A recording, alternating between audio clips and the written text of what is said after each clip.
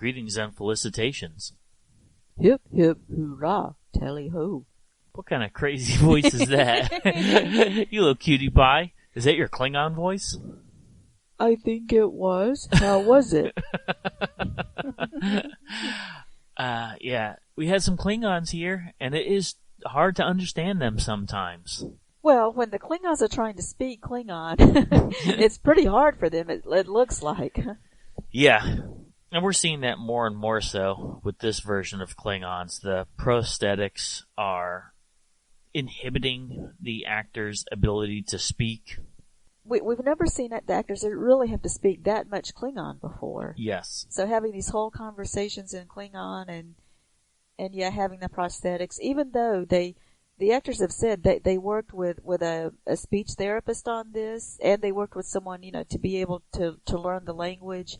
So they speak it perfectly, but it's still difficult for them. You can still tell it's not their first language. It's essentially understanding how to speak it and then wrapping your face with duct tape. I mean, it encumbers everything that they're doing with their facial features, with their jaw, with their syntax. It does. And the thing is, so in this episode, they actually mentioned about having a translator, when Burnham beams over to the Klingon ship. She's using a universal translator. And then Cole mentions how he doesn't like that. He said it's like, that this is how the Federation, like homogenizes everything. Yes. Like trying to make everything your way. To you, we're speaking your language because that's comfortable for you, and that's how you water everything down, basically. Yes. That was a very interesting point too, because I had never thought of that. I mean, exactly. I would think it's great to have a translator. It's great to be able to just talk your language and everybody can understand you. But in some ways, it makes people lazy and not have to learn your language. Maybe it makes people not even want to study other cultures if they don't really have to learn their language. And some people want to keep their culture. Exactly. And the Klingons in this version want to keep their culture. And the Federation always says that they're open to that. Of course, they let people keep their own culture. So there's kind of there's a little misunderstanding there, because the Federation is built on understanding and accepting other people's cultures. And we see that in Star Trek Enterprise, working with the Vulcans. Which was hard, yeah. And then we find out that maybe the Vulcans aren't as accepting of humans as they let on.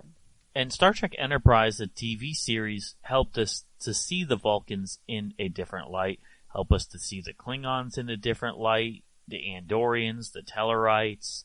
But this version, the Discoverse version, is an extremely different version of the Klingons. And so, yes, we're going to get to that more of how drastically different they are.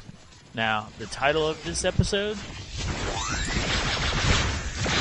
Into the Forest I Go. What'd you think about it? Well, let's see. First of all, the title actually comes from a quote by John Muir. He said, "And into the forest I go to lose my mind and find my soul." And the writers wanted to use this because they thought it reflected Michael Burnham's journey over the previous episodes. For this whole season so far, it's, of course, Burnham's the main character. Mm-hmm. Yeah, this is one of the ones where I thought Michael Burnham was just so annoying. I mean, I have highs and lows with her. And she's just this, here I am going on my speeches. Everybody else is stupid on the ship. You gotta listen to me, because I have all the answers.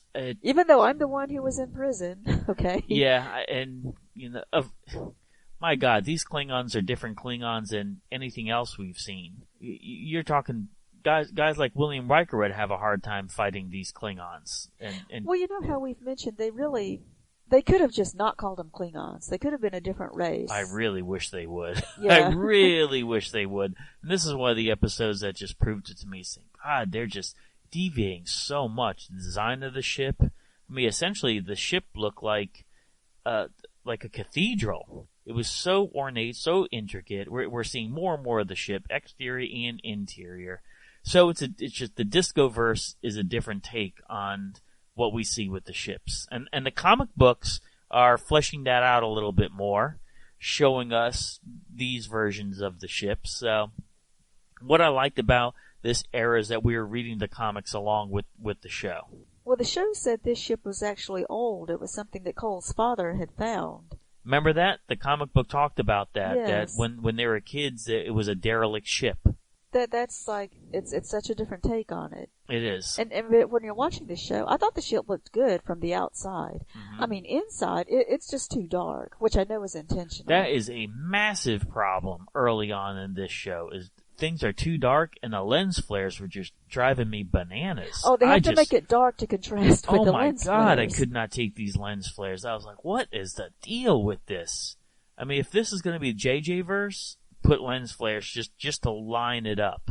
But if not, then don't do that. So, look, first half of Discovery first season, they're still struggling to find their ground. So I chalk it up to they're still in the learning process. They are, and I think it gets better, as we know. The episodes get better. So in this one, now more is said between Tyler and Laurel on this one. Yes. When Tyler goes over to the ship and sees Laurel, he basically goes into PTSD, and Cornwell is there, and since she is a psychiatrist, she knew what was going on with him right there. Yes, and that was good that she was able to assist him. It is, and of course, that's too convenient. You'd think it's too convenient, right? Really, I mean, so there just happens to be a psychiatrist right when he needs it. But I like the fact that we're establishing the multiple facets of these characters. So we know that, I think back to Captain Janeway. Captain Janeway wasn't strictly on the command track. She was a scientist previously. So Admiral Cornwell was medical division that then went on to the command track. And that was a good idea to show that. So, yeah, all of these admirals, they have their own histories, and whatever they were in Starfleet before they became an admiral, I mean, who knows? I mean, yeah, they weren't all like Captain Kirk. You know, they had different jobs. Exactly. Before, right, different Captain duties. Kirk was on the command track. Captain Picard on the command track. Somewhere on that track, right from Starfleet Academy. So anytime you have background, depth of character, I think it's fantastic. And especially her relationship with Lorca is so curious, too. The fact that they have an intimate relationship, Mm-hmm. but then also the last time they were together, we know she doesn't trust him anymore. And things come out about that. So what happened with Tyler? So and then when Tyler is able to talk to Laurel, and he actually says, "What did you do to me?" So he doesn't even know who he is anymore. Yes. And it was, yeah, I thought that was one of the great character developments on this show, watching Tyler and finding out who he is and how he relates to Burnham and to Laurel, because he actually loves both of them, as we'll see. Mm-hmm. Mental falls trauma. in love. Yes. Mental trauma, we're seeing his frustrations. And we're seeing Michael Burnham's frustrated because she wants to do something. She wants to help him. And she doesn't know who he is. Mm-hmm. And how is she going to feel when she finds out all of these other things about him? Also, Stamets, we're seeing that he's being put to the test. Having to do the 133 jumps, and he doesn't think he can, but Lorca insists on it. Now, this episode, we are seeing Captain Lorca is taking charge. I really like this version of Captain Lorca of saying, we've got to do this. We have things to do. He is doing everything he can to win the war. And he's been talking about that he's a warrior. He's here to win the war. So he's putting Stamets to the extreme test. Lorca's another character that really wasn't likable at first. And I have to say, I didn't really like him at first, but he grew on me. Mm-hmm. And as you see him in each episode, you kind of realize that he is there for a reason. He does know what he's doing, and he almost does seem to care about people, believe it or not. This reminded me of when Saru told Stamets to make the jump. And, I'm sorry, not Stamets, but the what was the creature called? The Ripper.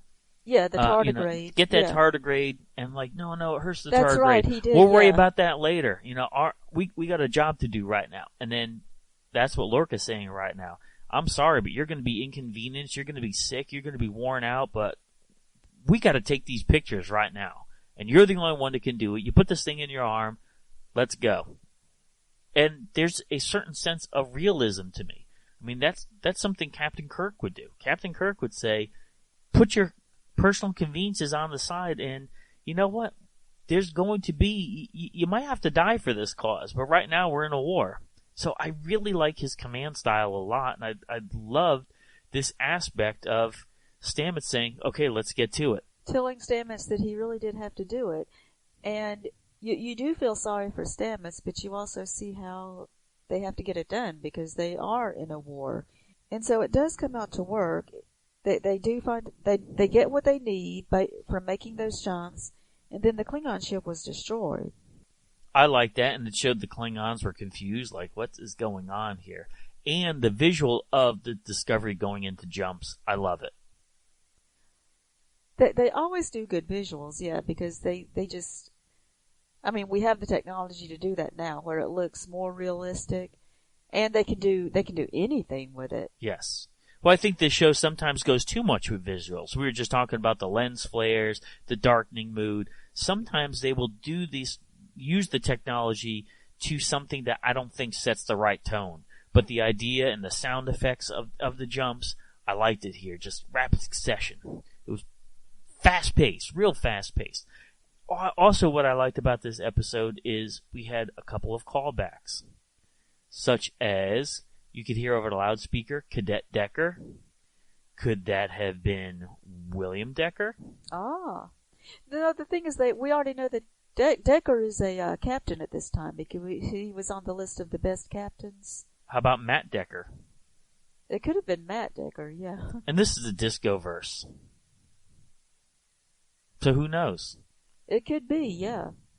Alright, and there was another interesting, I wouldn't say so much of a callback, but almost like an inside joke, because Lieutenant Stamets mentions going to see La Boheme with Culber, and we know that the modern retelling of La Boheme is Rent, and they work together on the Broadway production of Rent.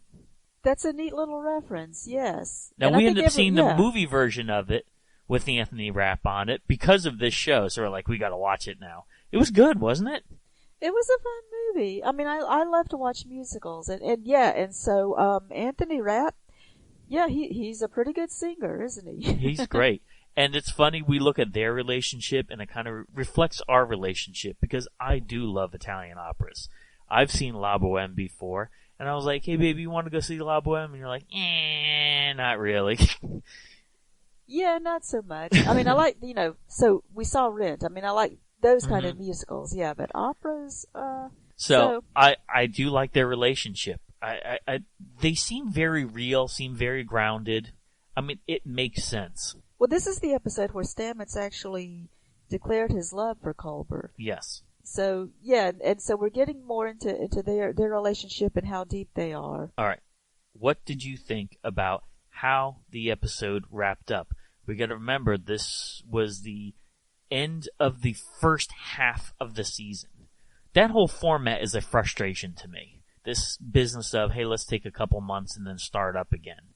This is not the first show to do that. There are other shows that we watched that done that, and I think it's annoying.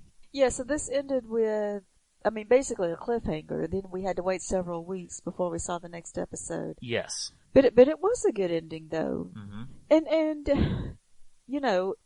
there were already rumors when this first came out. There were already rumors about what was going to happen. So we kind of knew about what happened at the end when they didn't know where they were. And we're getting hints of it's the Mirror Universe. Exactly. And we're big Mirror Universe fans. I mean, I remember seeing the Mirror Universe when I was a kid of the original series. And, oh man, I was just so enthralled with Spock with a beard. I loved it. Are you kidding me? I loved the Mirror Universe. Yeah, that was my Yes. favorite episode of the original. Mm-hmm. So yes, and even going on, continuing with Deep Space Nine, doing the Mirror Universe. I love those episodes too. Totally, absolutely. So the ending, yes, cliffhanger was great. Okay, we didn't talk about the fight with Michael Burnham. What'd you think about the fight? It was a good fight Cole? scene. You know what? It's learned not the same as watching Kirk in a fight. Yeah, okay? exactly. But it was good, yeah. Mm-hmm. And also it's not the same as watching Michelle Yeoh in a fight. Oh, Michelle Yeoh, she is a dominating force. Yeah. I mean, we went watching some of that stuff with her and Jackie Chan when she was younger, and she's just unbelievable, the things that she could do. So she is amazing, yes. I'll chalk it up to, in this universe, in show, the only reason that Michael Burnham's able to do the things she's able to do is because she was trained in Vulcan martial arts. They have said that before on Discovery, that she knows Sus Manam, which is the Vulcan martial art, their fighting art. So, I mean, so that scene with her and Cole, it was good. I mean, yeah, she knows what she's doing. And the thing is, I mean, Starfleet people know how to fight too. They're trained in that too. Mm-hmm. And of course, Klingons. But yeah, so that was a good scene. It was, I mean, it was very, exciting. It was very energetic. It was, I mean, you can be in the moment at the time. You know that this is for life, that this is important to them. They're both fighting for their lives, for something that they believe in. Yes. So, next time, we're gonna jump into the Mirror Universe. Thanks for listening. Make sure you hit that subscribe button and join our Facebook group. Live long, and may the Force be with you. Nanu Nanu.